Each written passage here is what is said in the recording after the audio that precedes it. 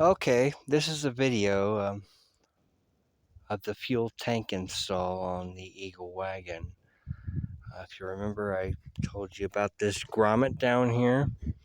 I never put it in place because I didn't want to accidentally misplace it or drop it in the tank before it was ready to install it for the actual fuel tank install. This is the old grommet. You can see it's cracked, as you can see there in the picture video, but it's toast. And this is a fuel fill tube. It fits snug in the new grommet that's in the tank. Now we're gonna get on to how I explain to you how easy it is to actually remove the tank and install it. These are the straps, one on each side. I talked about in the previous video. You can see where they attach. You just swivel them 45, 180 degrees with the tank laying on the ground. And then you got your threaded J hooks. Well, I'll show them right now. And you see the threaded J hook. You see the slot it goes in, and you see those threads. When I took the tank out, I took them all the way just to there, and I could kind of sense that I could get the tank out with them still in place. So that meant putting the tank back in would be much easier. So if you want me to do this right now, I can actually pull one out and show you. There. Oh, two came out. So now the tank is being held right now by my kneecap. And we're going to do something about that.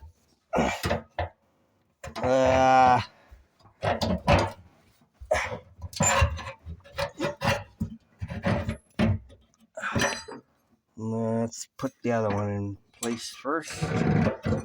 Hold on. We got a situation, Houston.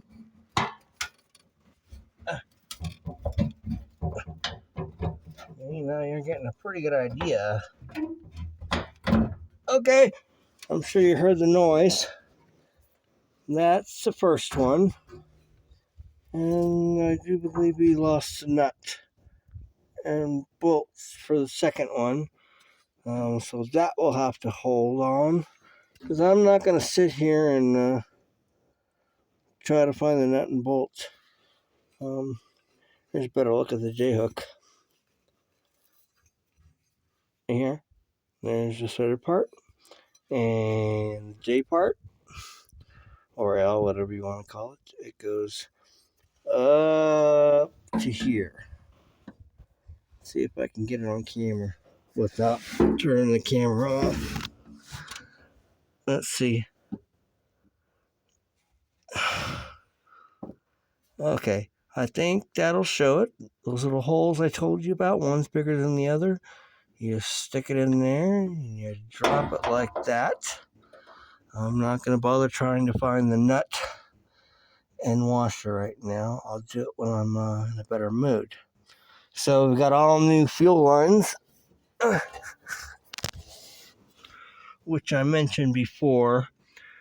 This is a smaller one, so this is a return coming from the fuel injection. This is the bigger one that goes into the fuel filter, which is right there. That's that black thing. It almost looks like a Bosch CIS fuel injection accumulator, but that big filter is actually a filter. It's not an accumulator or anything along that line. This thing up here, this is the vent for the tank. It also goes to the charcoal canister to the front of the vehicle, so it allows your gas tank to breathe as far as sucking in there as you're taking the fuel and shoving it inside the engine with your with your right foot, shall we say, the fun pedal. And yeah, now that I don't know where the damn nut and washer are at, I'm gonna be really careful with the ground right now. Oh well. Well, that gives you an idea actually how quick the tank goes in. The only problems, difficulties I see right now, or if you can see me on my thumb, I'm going to put it on these little tabs right here. There's a little plastic shield to give it the less automotive, more cosmetic look, but goes up to here. These nuts right here are in the back of the trunk area, shall we say. It's held in place by two nuts, and then to keep it from flapping around, it's got this plastic rivet, or actually it was aluminum rivet, and the aluminum rivet right here, but they didn't want to come out, and but the shield had to come out to get the tank out in order to manipulate the tank. Much easier to get it to come out. Let's see if we can find the nut and washer. Maybe we can, maybe we can't. Oh boy. Situation like this, working on the ground, probably best to get a car speaker out, an old one or a big magnet, and just don't get in the area and just use a speaker, and you will find the nut and the washer. And I'm not worried that much about it, really, per se.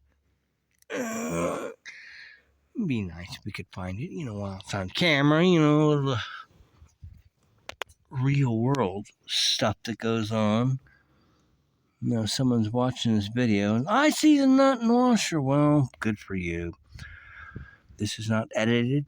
It's not scripted.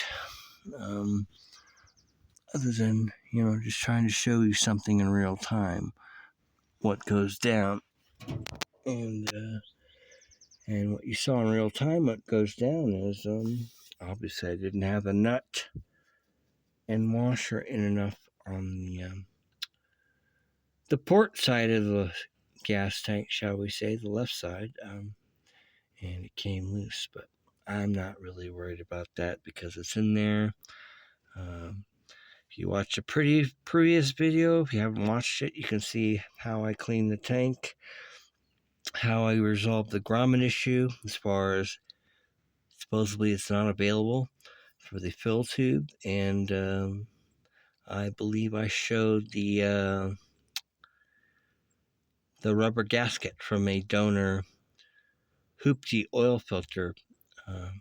I scavenged it from at the brick and mortar store for, what was it, $4.99, $5.99, $6.99. It was cheap, and I bought the oil filter specifically for the flat rubber O-ring, so the fuel sending unit would be nice and sealed up, so if you fill the damn car up, you don't have gas guzzling, not guzzling, dripping or whatever, dripping over the top of the tank. So that's not a problem. I think he enjoys being on the candid camera. Hey, say hello, Oak. Hello, raccoon dog. Yeah. Ooh.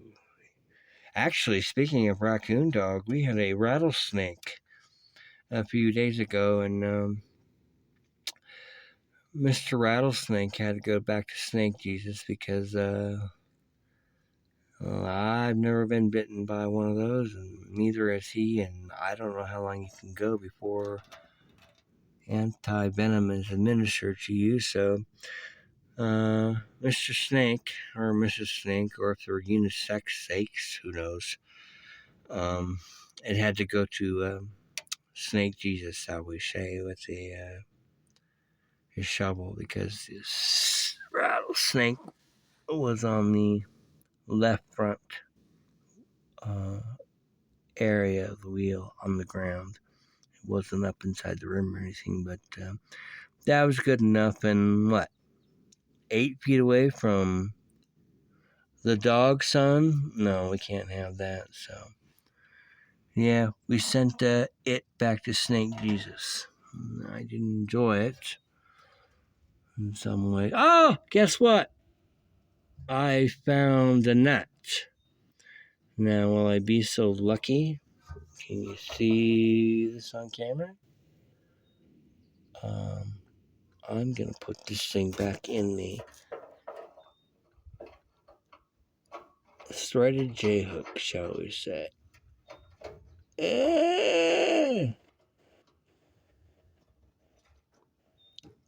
Okay, let's get the free threads going. Okay, that's done. Now we're going to be able to find the washer. I don't think we should press our luck right now, but so that's it as far as the gas tank install. And you're like, if a newbie greenie's watching this, oh, you got all those lines down there. You're gonna harm the environment. Oh no! Come on, people, take a chill pill. The big one, which is closest to us, goes to the fuel filter, and well, actually the other way around.